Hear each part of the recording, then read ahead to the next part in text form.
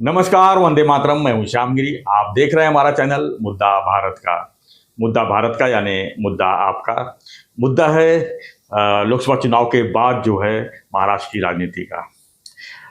हम अपनी वीडियो में आज चर्चा करेंगे अजीत पवार के बारे में।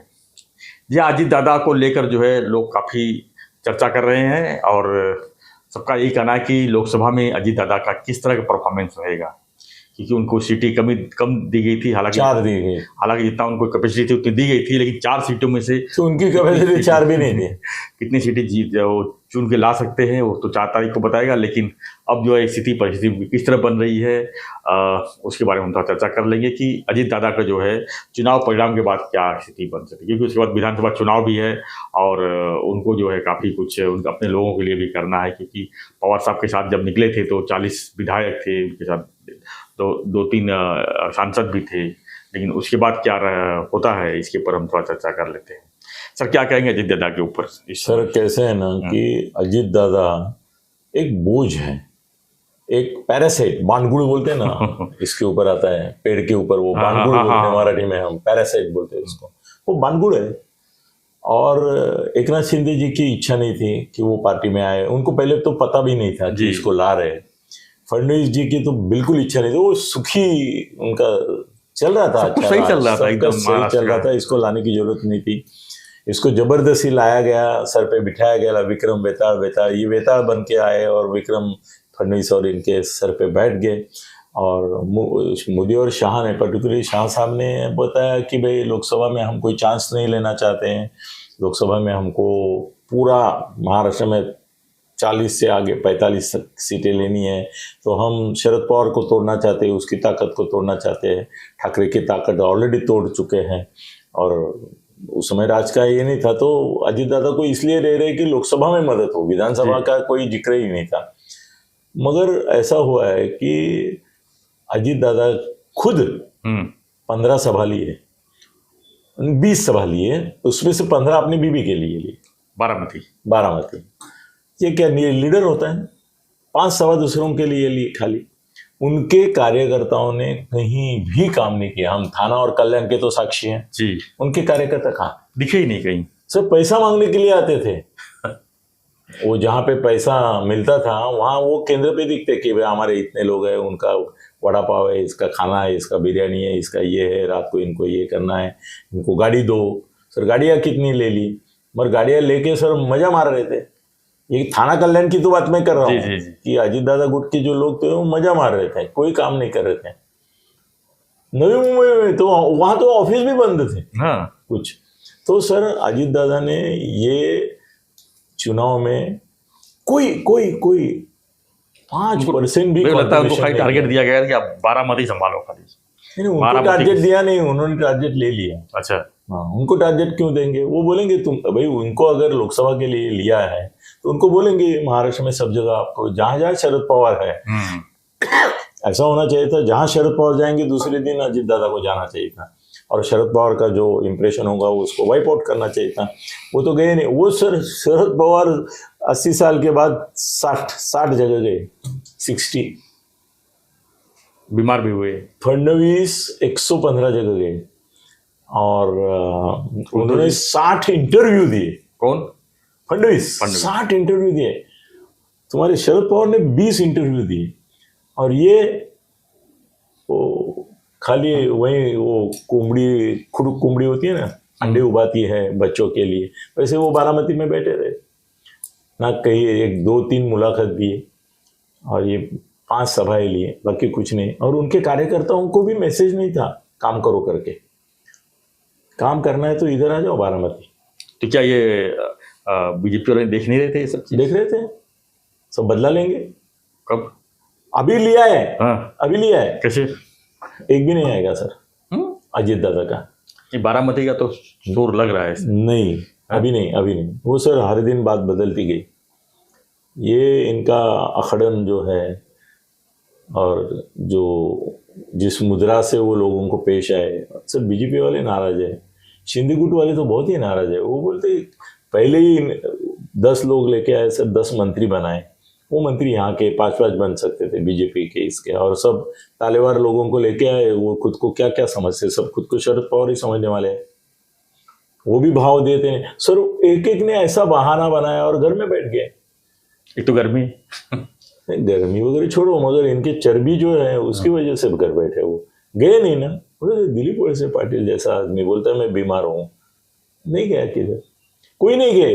भुजबल नहीं गए, दिखे नहीं कोई। नहीं, भुजबल नहीं गए। भुजबल ओबीसी के नेता माने जाते हैं, उनको टिकट नहीं मिला नासिक का और उड़ गए, बैठ गए, कहीं नहीं गए।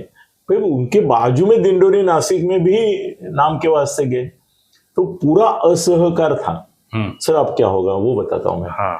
शिंदे खुन्नस में है, अजीत दादा के फुल खुन्नस में। जब मैं बताता हूँ खुन्नस में है तो है तो है। फडणवीस भी नाराज है, असल में वो भी खुन्नस में ही है, मगर वो क्या है ना, फडणवीस है करके उनको नाराज बोलना पड़ता है।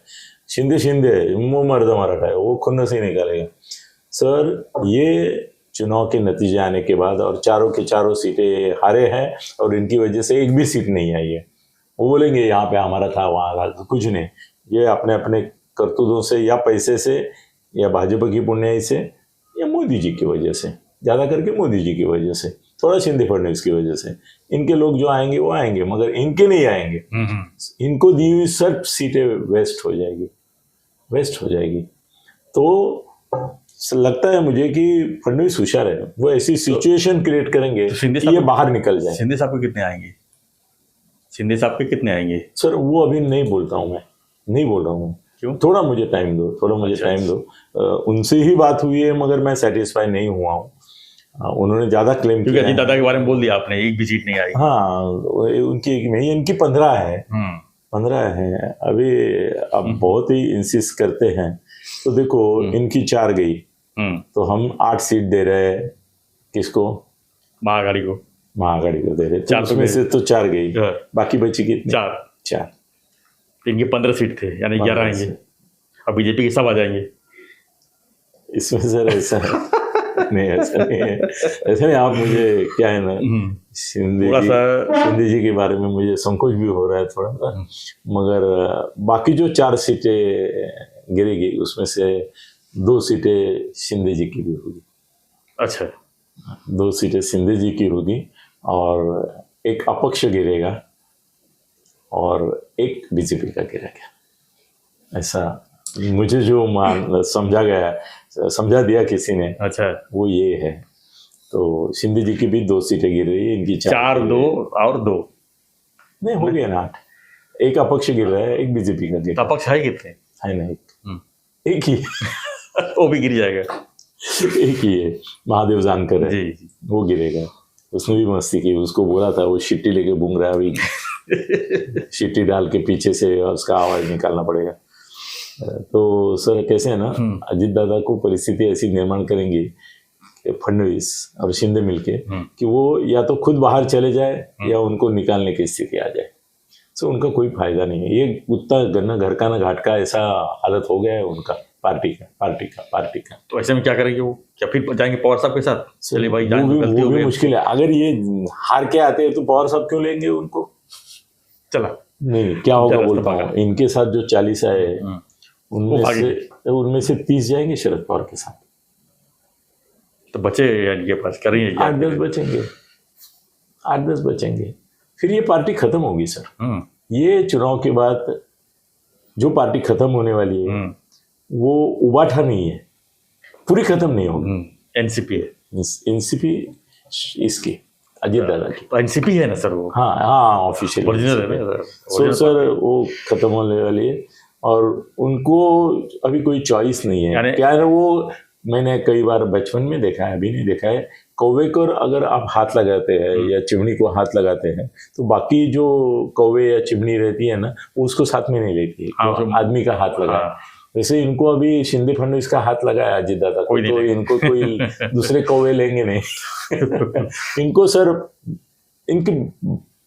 उन्होंने बर्बाद कर लिया खुद को जिस तरह से उन्होंने खेल तो क्या करना चाहिए था उनको? नहीं, उनको शरद पवार के साथ रह के ही उनका भवितव्य था, अलग निकल के भवितव्य नहीं था। वो रियलाइज उन्होंने जल्दबाजी कर दिया, उन्होंने आज निकल उनको मिलना था। और ऐसा सुप्रिया ऊपर रहती थी, ये नीचे रहते थे, बीजेपी के साथ रहते थे। खुद शरद पवार आज नहीं तो कल आने वाले ही थे।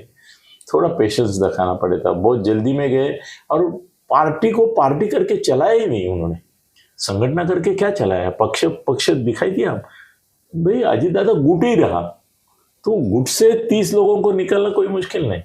मैं 30 बोल रहा हूँ सर, मेरे को डर है कि 40 में से 4 तारीख को 35 जाएंगे। 4 तारीख को हम लोग जो है लाइव बैठेंगे। 4 तारीख को लाइव बैठेंगे हम। नहीं वो तो करेंगे, मगर 4 तारीख को ये नहीं सब होता है ना सर, इट टेक्स टाइम, 1 महीना भर जाएगा। नहीं वो नहीं बोल रहा हूँ, 4 तारीख को हम देखेंगे कौन क्या कितने पानी में जा रहा है, वो तो देखना पड़ेगा ना सर। वो तो कुछ सीटें लेके हम बैठेंगे लेके और उसके ऊपर डिस्कस करेंगे और कम से कम 2 घंटा लाइव हम जो है बैठेंगे। 2 घंटा क्यों, मेरी तैयारी तो 24 घंटे बैठने की होती है। मैं सुबह 9 बजे से रिजल्ट का रुझान दिखाना शुरू करते हैं, रात 9 बजे तक हो जाता है। मैं बैठूंगा 12 घंटे, ये बैठ के खाना पीना करेंगे। रुझान थोड़ा सा जाने के बाद हम जब फाइनल सीटें आएंगी 12 बजे के बाद आना शुरू हो जाएगी, 2-3 बजे के बाद आएगी।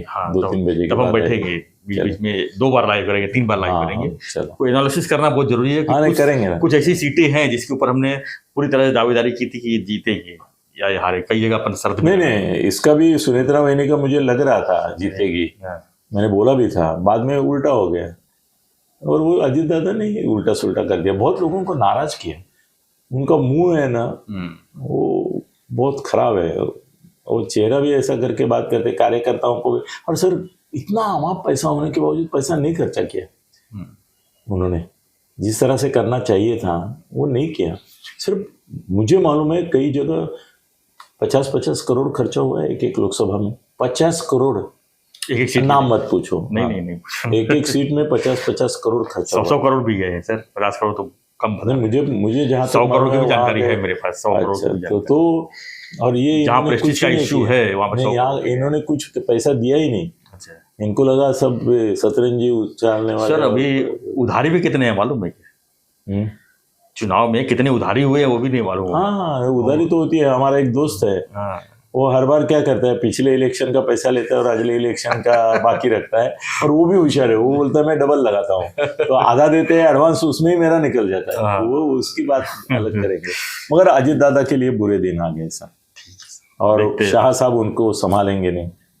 शाह साहब भी बोलेंगे भाई आपने कुछ इंटरेस्ट लिया नहीं इलेक्शन में। उनके लिए सर चलती के नाम गाड़ी है, उनके लिए तो एक ही चीज है, जो चल रहा है उसी को मार्केट में वैल्यू देंगे। हाँ इसकी मार्केट वैल्यू, इसका शेयर बाजार गिर गया, इसका शेयर बाजार गिर गया, जो डूब गया है उसको छोड़ देंगे, बोले आओ डूबो, है ना।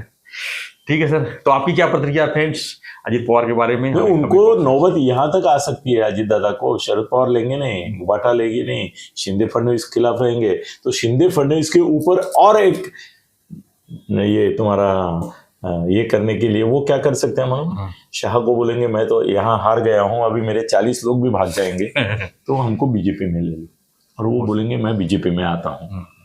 सर वही एक रास्ता उनको बचाएगा बीजेपी में जाना, डायरेक्ट बीजेपी में जाना। बीजेपी के लोग भागेंगे, फिर बोलेंगे नहीं आप बाहर के बीजेपी वाले नहीं भागते, बीजेपी वालों को जाने के लिए जगह ही नहीं है, जगह ही नहीं है किधर। बीजेपी वालों को इधर ही रहना होगा, मगर शाह बोलेंगे ये अच्छा मौका है, इसको अंदर ही ले लो, और ले लेंगे। अभी विखे पाटिल को लिया, कितने कांग्रेस वालों को लिया, देश भर में सर जितने उम्मीदवार खड़े हैं उसके बारे में आया है कि कितने 135 उम्मीदवार ऐसे हैं कि जो पहले से बीजेपी के हैं, बाकी जो है उसमें से कहीं ना कहीं पार्टी से आए हुए, इंपोर्ट किए हुए सर, इंपोर्ट किए हुए।